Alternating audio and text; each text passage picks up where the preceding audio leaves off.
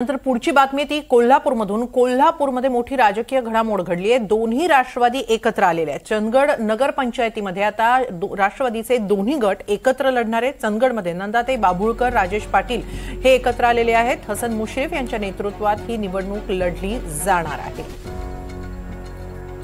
याबाबत अधिक माहिती घेऊया आमचे प्रतिनिधी विशाल पुजारी यांच्याकडून। विशाल, काय अधिक माहिती? हेमाली, पाहायचं झालं तर चंदगड नगरपंचायतीमधला हा सगळा निर्णय आहे राष्ट्रवादीचा। खरं तर एक राज्यातलाच हा निर्णय म्हणावा लागेल, कारण अशा ठिकाणी राष्ट्रवादीचे दोन्ही गट जे आहेत ते एकत्र लढत आहेत।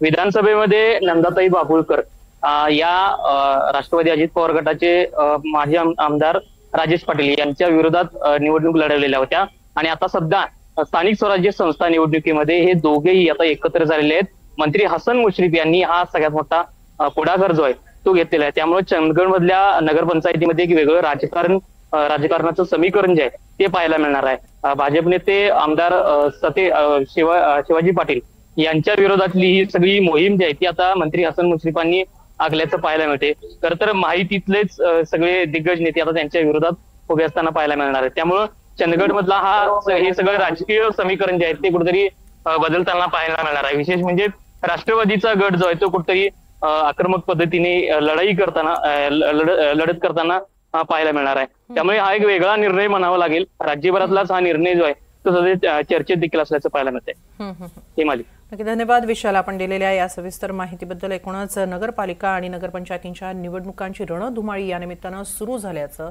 दिसून येत आहे।